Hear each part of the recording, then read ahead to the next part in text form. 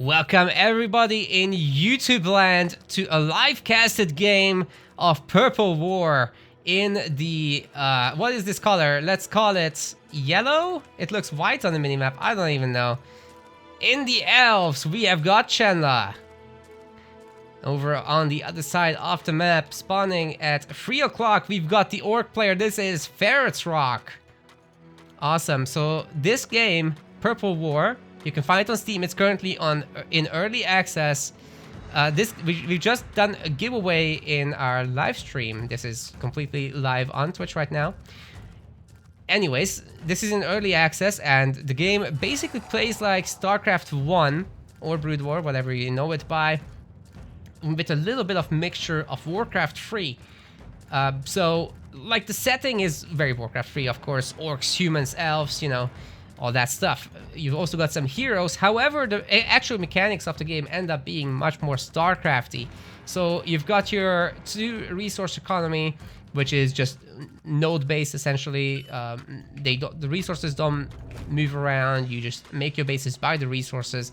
Don't have any drop-off points or anything like that. That's it. So we've got a layer here. This is the population structure for the orcs. And we've got a booty camp. This is where they produce from. Their basic barracks, same thing for the elves here. They are basically the Protoss analog in this with the life tree, which is going to provide access to building basic buildings. We've got a double training hall from Chenla here. And additional life trees coming in as well. Sadly, we can't actually see their oh, there we go. We were on total resources. Excuse me. So yeah, now we can see their actual resources and population cap. Both players are going to be going up to a second production structure before expanding. Now on this map, the resource nodes are actually limited in terms of how many workers you can put on them to 8 and 4. The ones with 4 are smaller in terms of what resources are contained. And we've got the first unit from our elves. It's an archer. We unfortunately can't see what else can be made, I'm afraid, because I'm a spectator. That would be a nice little feature to add so that we could browse it. Oh no, Chenla has misclicked! The workers are currently not garrisoned, but don't worry, on his side you can see that they are idle. There's like an F4 key press away he is from putting them back in, and he's fixed it. We've got the Oratula Den coming up, which is going to unlock range units for the orcs, but I think the warriors for the orcs are so tough as it is that I'm not sure they're super necessary for this early game. They're basically a good counter to the archers, which is exactly what we might be looking at depending on what gets made. But the Oratula attack range upgrade is already on the way, so we might be leaning more into that. 3 goblins are currently mining gold as well. By the way, these are not minerals, these are grapestones. Just reasons, you know.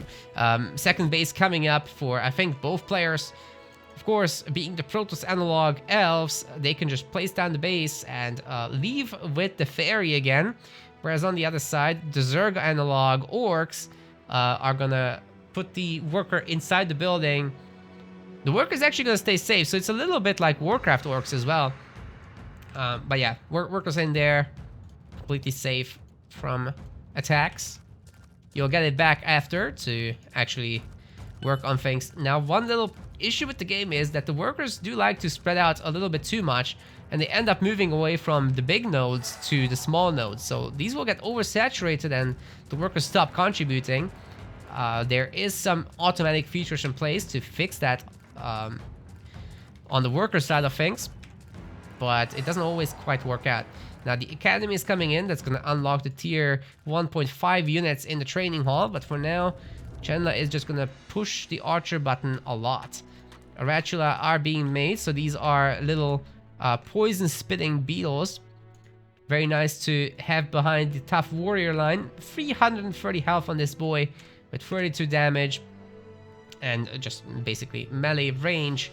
But yeah, they're pretty tough. Look at the archers with only 90 hit points, only 13 damage, so you're gonna have to kite your butt off. And this game, let me tell you, has a lot of micromanagement to it for sure. It's got a skill ceiling that is probably rivaling that of StarCraft 2, I would say.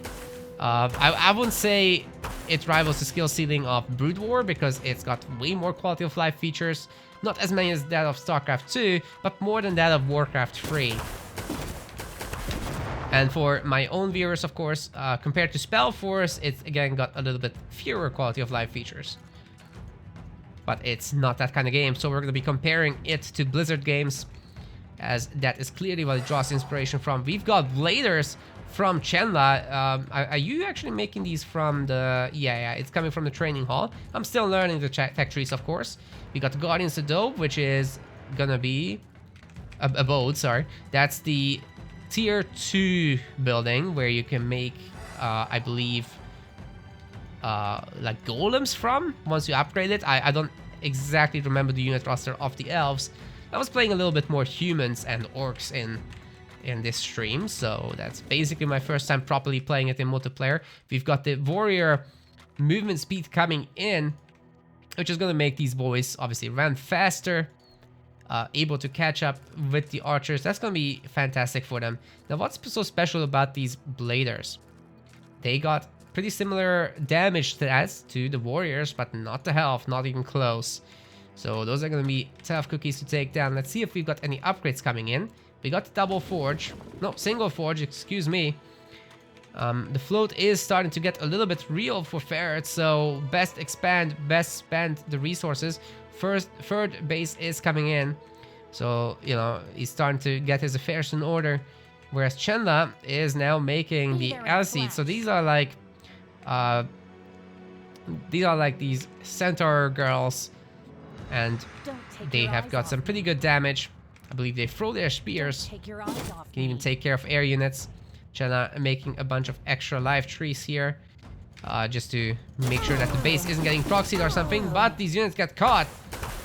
Pretty good start there for Ferret.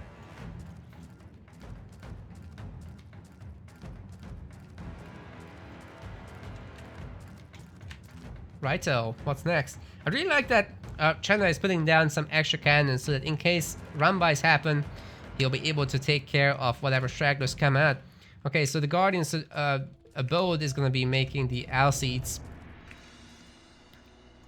Very good, very good. Have we got any teching from our Orcs? They're just making more booty camps. As well as a Spirit Hut, so that's going to unlock the cool unit. Oh, I should have mentioned the Fury Altar here.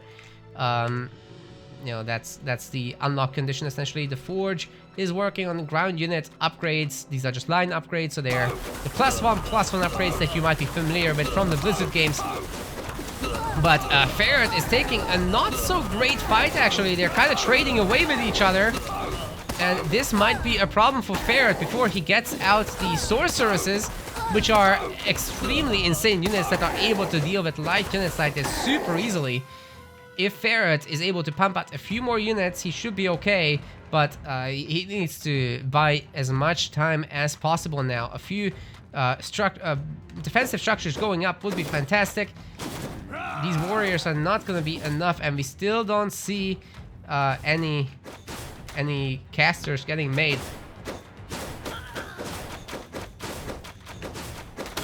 If he did have the sorceresses, which I'm not sure at this time in game if you can actually do it. Currently he's losing so many workers, but if the sorceresses were up with their ability that's currently getting researched, the Blade Storm here, that's essentially a fantastic way to get rid of these units. But GG is going to be called. We're not going to get the Psy Storms of Purple War in this match. It ends a little bit early.